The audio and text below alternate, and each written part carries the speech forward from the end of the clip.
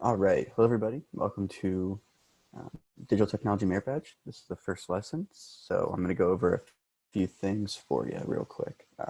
Shared with you in one of the previous emails is access to Google Drive. So within it, you have these folders labeled requirement, and those are just where you'll upload your homework, and I'll talk about that in each lesson. You have the PDF of the book here, and then this is the PowerPoint that we'll be seeing a lot in the video lessons. So we'll jump right into the first lesson. Let me just make sure we are sharing the perfect thing. All right. All right, so this is the first lesson of the Digital Technology Merit Badge. All right, so the first thing you'll all need to complete is the BSA cyber chip. This is really BSA's way of helping you guys learn how to protect yourselves online, and they have a bunch of grade level appropriate levels of this. So you'll follow this link below or just Google BSA cyber chip and then select your appropriate grade level. When you have that completed, just take a screen capture and upload it into the requirement 1 folder. And you'll be able to check that requirement off. All right. So jumping into bits and bytes. So this is how computers store digital information in the merit badge, digital technology. So computers use a bunch of, an easy way to describe them is transistors, but you can think of them as light bulbs, and they can be on or off. Electrified or not electrified, charged or not charged. They're like, 0 or 1. And so each transistor is has 2 states, on or off being 0, on being 1. And one single transistor is called a bit. And if we string 8 of them together, it's called a byte. And so I'm sure you're familiar with, byte might be a weird word, but you've probably heard of megabyte, kilobyte, gigabyte. So kilobyte is 1,000 bytes, so it'd be 8,000 bits. And then you just go from there, which is megabytes, which is up another factor of 10, and gigabyte and terabyte. So I want you to watch this video in your own time. So pause the lecture now. I'll put the link in the description of this video as well. But this guy, he talks a little fast, but he does a really good job of explaining binary and the transistor. So pause the video now and watch that, and come back when you have that finished. All right. So text file storage. So ASCII, which is the American Standard Code of Information. Oh, man, call me out right now. American Standard Code of International. Nope. I'll look it up.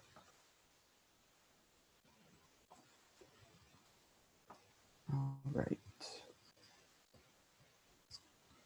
American Standard Code for Information Interchange. There we go. So what it is it's a way for computers to turn bytes into letters. And so we can see down here, so this number right here is a series of 8 transistors that would be in a computer. And it corresponds to the binary. So this binary number corresponds to base 10 number is 65. And the number 65 translates to letter A. So every text file you have is really a long string of these numbers stored in the computer. And the computer can translate these numbers into letters. And there's 256 letters that can be stored with 8-bit bytes. So moving on to picture file storage, we'll look at this picture over here on the right is an extremely zoomed in picture of a cell phone screen. And these are just really tiny little lights on the screen. And so 3 of them, one red, or a pair of red, a pair of green, and a pair of blue, that's what makes up 1 pixel.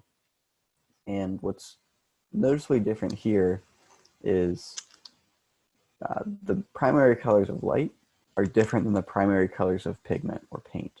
So when you paint, green, yellow, or red, yellow, blue is the colors you use to make whatever color you want. But with light, it's green, red, and blue.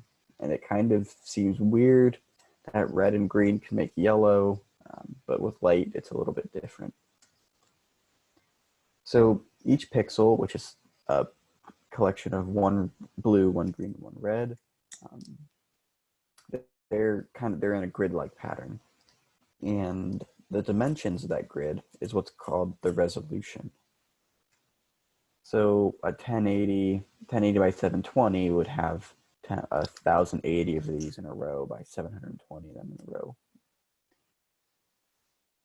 And so 8-bit photos can be made of 256 different colors. And that's different intensities of these three. So if you want to make a screen red, all the green and blue would turn off and all the red would turn on. If you wanted to make yellow, the blue would turn off and the green and red would turn on.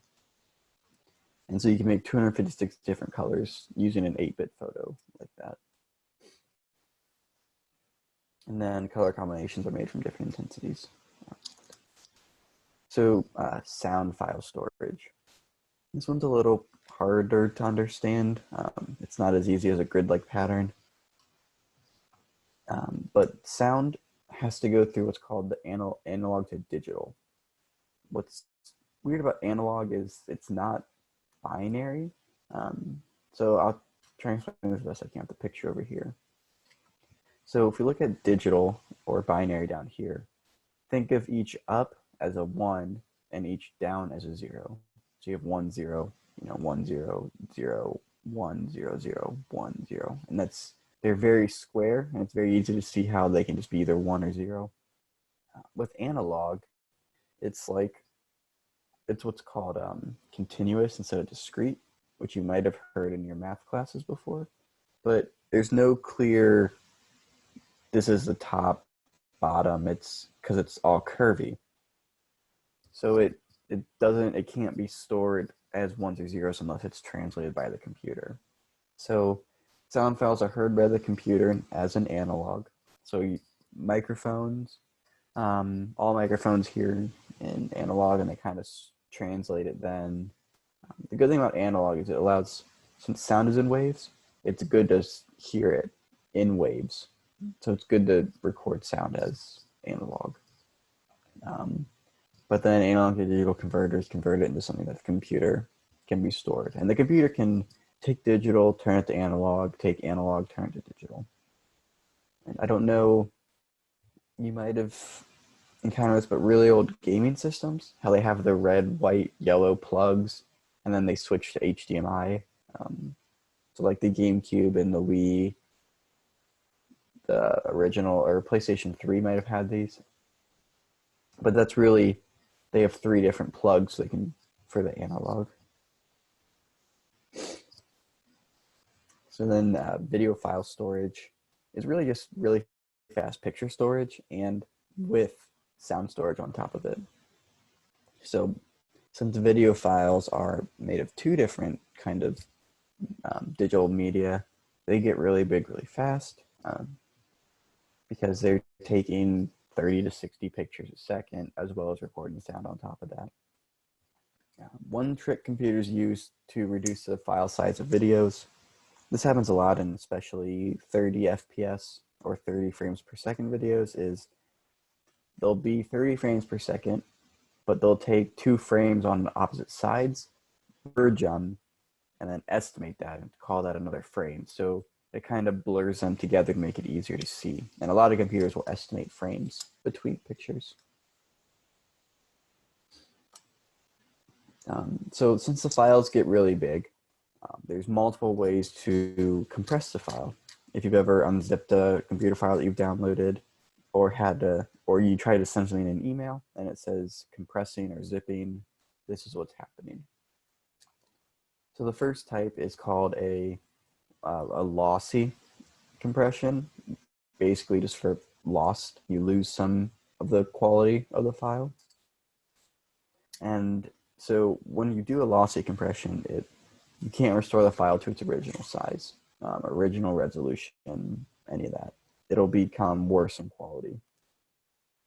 So for example, if you had a picture and it had 100,000 individual pixels or colors, not colors, pixels, what it can do is it'll take 10 of those and group them together, average them out, and say this is now 1 pixel.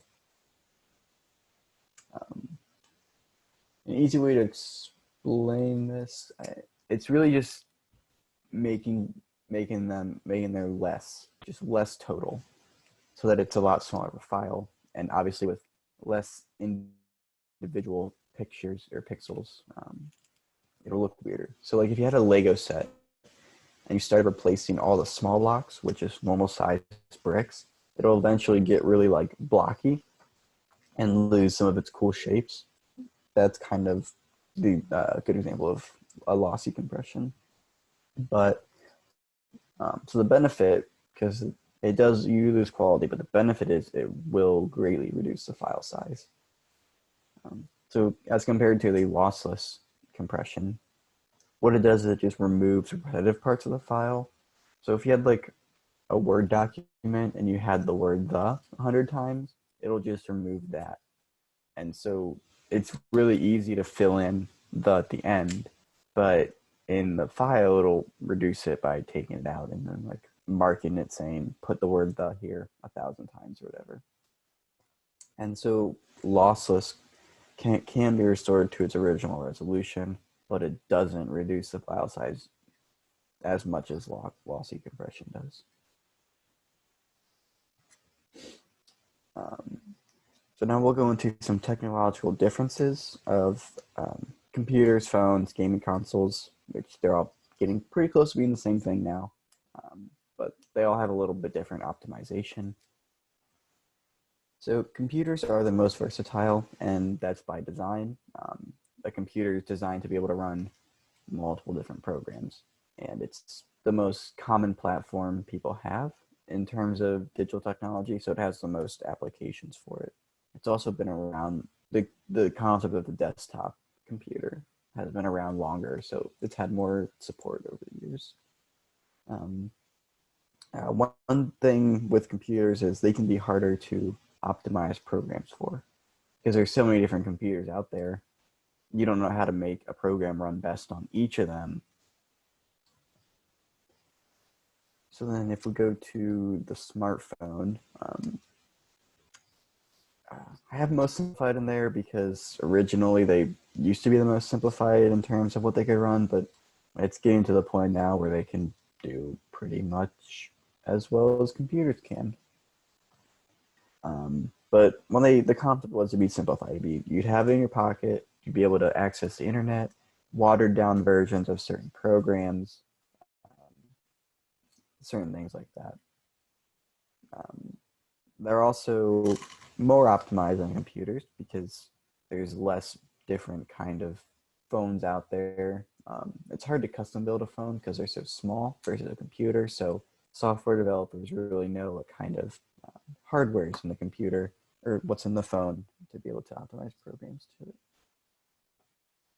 And then gaming consoles. So these are, I would consider the most optimized because there's not many flavors of them out there compared to computers and smartphones. And what makes them the most optimized is every console has, same brand console has the same kind of software in, or same kind of hardware inside each of them. So a Nintendo Switch will have the same components as the next one. An Xbox will have a lot of Xboxes out there. So an Xbox 360 will have, the same hardware as the next Xbox 360. And it's really easy to design games when you know the hardware that you're playing on. And then, so we'll end today with Moore's Law. And I encourage you to watch this video. It's really mind-blowing. And this was taken in the 90s, so this was 30 years ago when this video was, video was made 30 years ago. the chip they show in this video was made in the 90s, so it's a 30-year-old computer chip. And if we follow Moore's law, it's only gotten all that much smaller. So Moore's law, he was a scientist who hypothesized that every year or every 2 years, we'd be able to double the number of transistors we could fit onto a single chip. And with more transistors, that means stronger computers, faster computers able to do more stuff. And up till pretty recently, he's been right. It's kind of funny, the reason we've not been able to continue doubling the number of transistors is we're getting down to the point where the gap in the transistors is like the size of the metal atoms.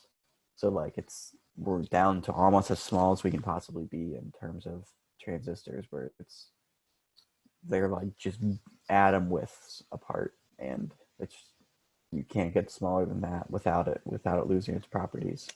So I really encourage you to look at this video. Again, it'll be linked below this lesson, but it's really mind-opening. All right, that'll be where we stop today's lesson. Thank you for your attention. Please complete that first requirement of cyber chip, as well as do requirement 4B. So you'll upload, oops, I need to new share.